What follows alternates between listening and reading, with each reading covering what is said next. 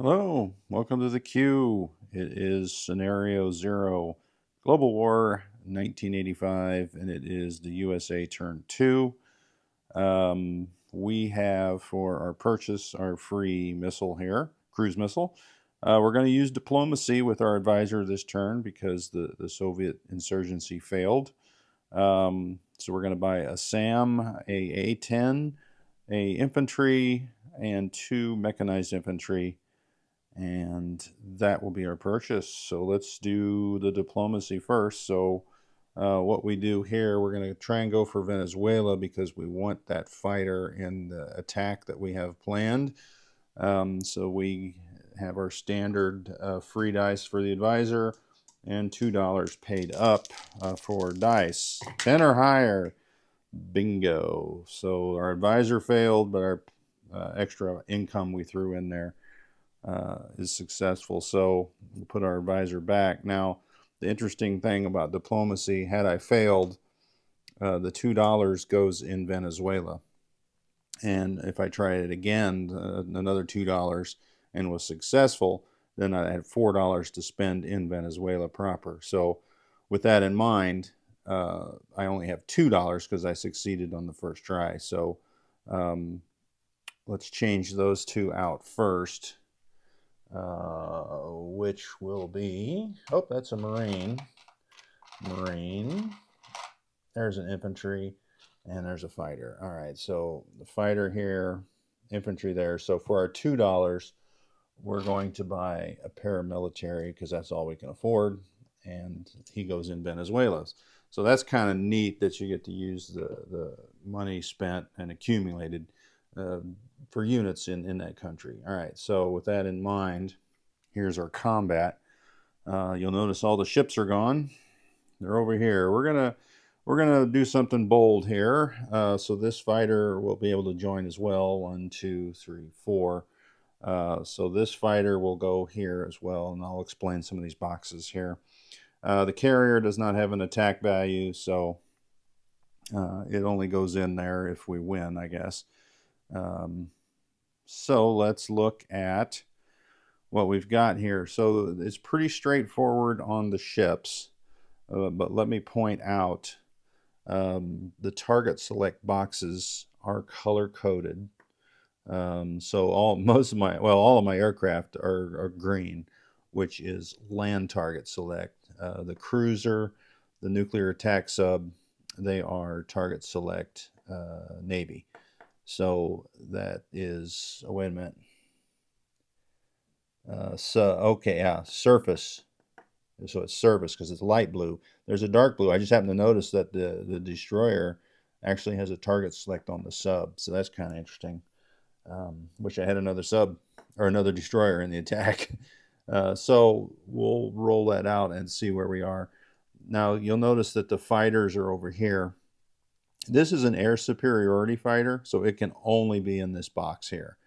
But the fighters, you have the option on the round 1 of being air superiority attacks. So that means these 3 fighters and that air superior fighter, if they get any hits, will be on these 2 fighters. And the Russians, or the Soviets, are doing the same thing with their 2 fighters to try and do like an air superiority. Now it's a tall task, and that's kind of why we're attacking with the Navy, because we caught the Russians without enough air defense.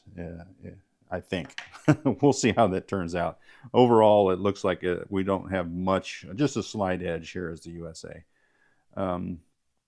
But we are going to have to deploy as the USA ARCOD, and that is a special technology. And what it is a randomized cup of dice. So sponsored by 84 Lumber. We're going to have our ARCOD being deployed here, especially with our air superiority attacks. All right, so the yellow dice is the fighter, the air superiority fighter at 5, and the 3 blues are at 6. So let's see what we get here. Oh, well, we got 2, and that's all they have is 2. So those 2 are now gone. We'll go ahead and roll theirs in defense. and see if they get any U.S. fighters. And we're going to use ARCOD for them as well. And they do get one. So we will just lose that fighter that came from Venezuela because they weren't properly trained. So that's the casualties so far. All right, so next, there are no other first strikes. We both have destroyers. Is that correct? Yeah, just the subs would be first strike here. All right, so let's roll for our frigates. There's 3 at 2. And we have 2 diesel subs at 3. So we'll roll all that once here. Break out ARCOD again. All right, so we do get 2 hits. And they are just regular hits, so we're just going to put that 2 there because they don't have any special boxes, right? No. All right. Next up is, and I guess I got to roll them separate. The yellow will be the nuclear attack sub, both at 4, but they have target selects in 2 different areas. It's all right, they both missed. The A-10 is at a 5. There's a 5, so that would be another hit. So that's 3 hits. Our cruiser has a target select as well at 1. Oh, dang. All right, so there we get a target select on surface ships. So this is where the expanded battle board comes in handy. And then we have our attack bomber finally at a 7. There are no land units, so no target select, so 2. So we'll just turn that over here. All right, so we got 4 regular hits and then 1 target select.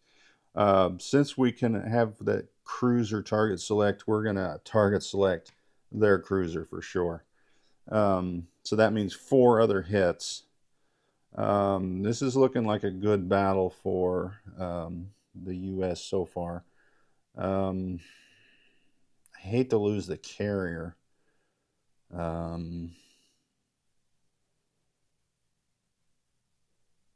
But that gives us the best option. So that's 2.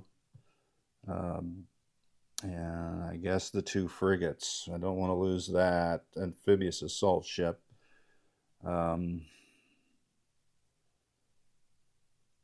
Yeah, we'll see how that works. Although, you know, it doesn't look good for the Soviets, so I think we have to lose that ship. All right, so in defense, we got the 2 ships at 1, which will be blue. And then we have the 2 frigates at 2, which will be yellow. But there we go. All right. All right, they don't get to use ARCOD anymore. As too devastating. All misses. Diesel sub at 3. Miss. All right, this isn't going well at all. All right, so the destroyer and the 2 nuclear attack subs get target select. So let me get another colored dice. And then that will be for the attack bomber, and that's at 4. Oh, this is not a good game for the Soviets. Holy cow. Their last item is that cruiser at a 6. And it does get a hit, so we're just going to lose a lowly frigate here. All right, so I think we have to press that attack. We've got way too many. So first round is over for the fighters. So they go back on the board. The air superiority, there is no fighters left, or aircrafts. Oh, there is. Never mind. Wonder if they should have lost that. No, that's a 4. But it takes away this dice. Interesting, interesting, interesting. Trade a 4 for a 2. Remove an attack dice. I think not. All right. So, round 2. We have an air superiority fighter. Oh my gosh. You know what? What we could have done in that first round was taken that attack bomber as the air superiority hit and saved the fighter. so it would defend at a 6. But now it's lost, so we'll make that adjustment. I missed that with all the stuff that was going on. 2 frigates at 2, and 2 diesel subs at 3. All right, so now we're at the destroyer, which will be yellow, and the nuclear sub, and they both miss. All right, so I was bragging, and then I'm shooting a blank here. All right, so the A10 does get a hit. So let's take these dice, and we got 1 hit. Now we got 2 fighters, and the cruiser will be the blue dice because it has target select. Holy cow, 3 hits, so we're up to 4. And the attack bomber is a 7. Another hit. Holy cow. All right, well, the dice were certainly in favor of the United States. 1, 2, 3, 4, 5. That's it. So the battle is over. Soviets, maybe I should have invested in more ships. Okay. Well, you know, you learn as you play. Here is the defense. Frigate at 2. Coastal defense. It's just, it looks like a coastal defense sub, or a coastal sub, but it is a diesel sub at a 3, and this is all right. So now we've got the 2 nuclear attack subs and the destroyer with their target selects at 4. No, well, their target select is both at 2, so they did not get that, but they did get 2 hits. So I think we're going to lose our 2 diesel subs because I can pair this with the cruiser for the AMD defense. So that was a beastly battle that cost the Soviets dearly. All right, so in the C zone, we'll land that. Has to land on that, I think. And we'll put a fighter on there. And we'll send the fighter and A-10 back to San Paulo, because that's where the air base was, along with the attack bomber. It was on the carrier, but it came back, and now it's there. So this way we can defend, but you know what? There's nothing to defend against other than missiles. 2 of those, 1 cruiser, 1 destroyer, and then the attack, or nuclear attack submarine. I might have to put something on. Well, I guess if I had a decal on there, it would show up, but it really kind of disappears on the map. All right, so advantage USA, no doubt, on turn 2. Let's look at our movements. We're going to take 4 of these mechanized infantry into Amazon. Our artillery is going to go into Amazon. We just need stuff here for the border attack if they do it. With the assault ship gone, there's no frontal assault. So we're going to move our air. That's not aircraft. That's an attack helicopter into the Amazon. The infantry out of Venezuela will go into Amazon. And I think that's it. Let's place our goods. The SAM. Oh, it's not it. Sea Lift out of San Paulo. 1, 2, 3. So who has a port?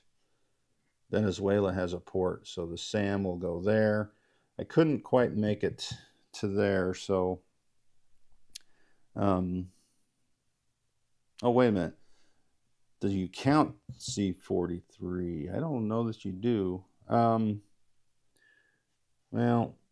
oh, that's not, I didn't want to sea lift it. I just wanted to move it over 1. That's what I wanted to do, because there's already 1 here in Panama, and then I'm building 1 for here. All right, I think we're good there with our movements. So let's place our goods. The SAM goes in Sao Paulo.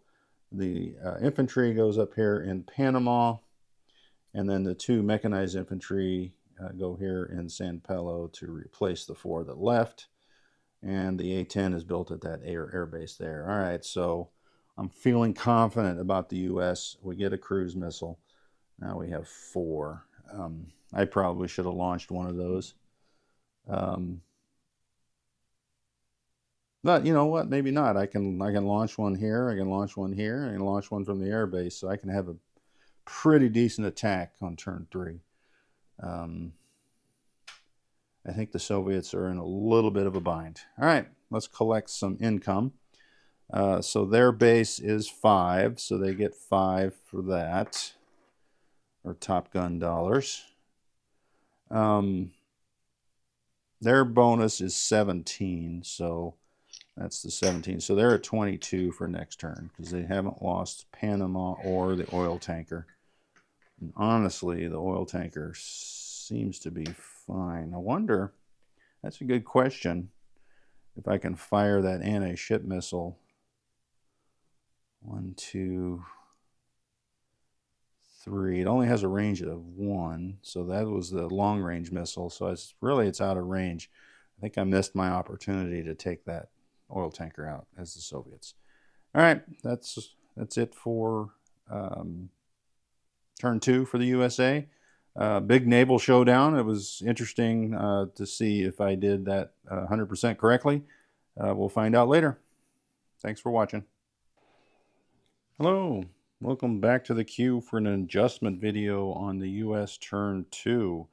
During the battle, I did make a mistake, and as soon as I turned off the camera, I realized something seemed off about these fighters in the naval battle.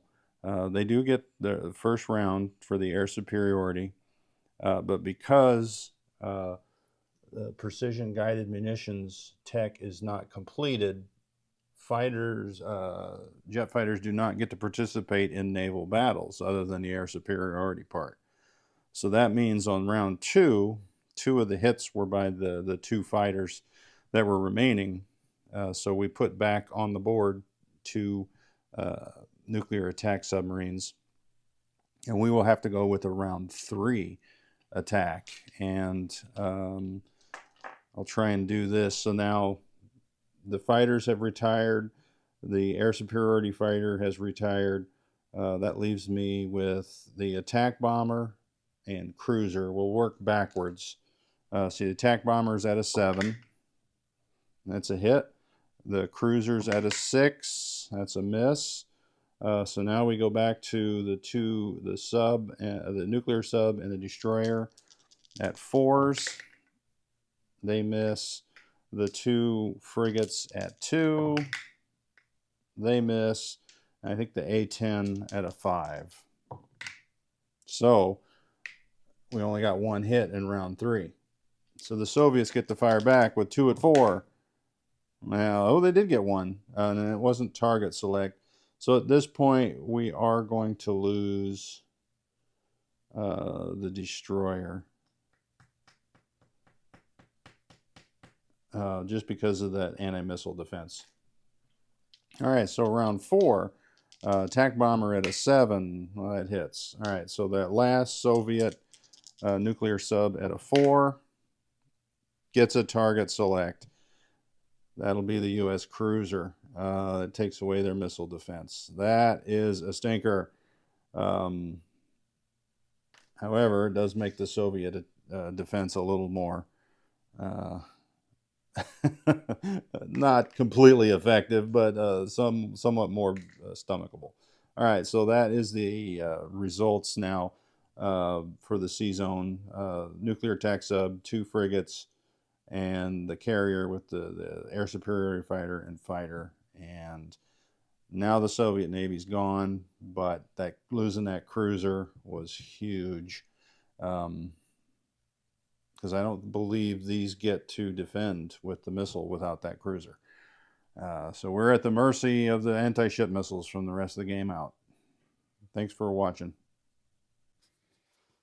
Hey guys, so I thought this was worth mentioning about this naval battle. After the first round, with these units remaining, I guess in this fighter actually, which would have been on there instead of the attack bomber, um, these would be the ships left. The submarine and the nuclear attack subs have an option of bowing out of the battle and going on silent running. Um, had this been a larger game, lots of other ships in other parts of the area, of world, I mean, I probably would have put those on silent running, taken them out of the battle, and just lost those last three ships. But for this short scenario, I thought, well, it's a fight to the death. I mean, the only advantage would be having these subs here still available to fire cruise missiles, which in hindsight, I probably should have taken one and put it on silent running and let the others try and kill more ships. Now, um, in the revised combat video here at the end, you'll see that one of these nuclear subs gets a target select and takes out that U.S. cruiser, which is huge. So um, I think that was the right choice there. Others might think not, but like I said, it's a 5 to 7 round game. Uh, I don't see it as a huge deal to just leave them in and run the combat out until the naval battle was over. So that was just my choice. You could choose to do either one of those. But I did want to bring up the silent running thing because I didn't mention it during the actual video or the adjustment combat video.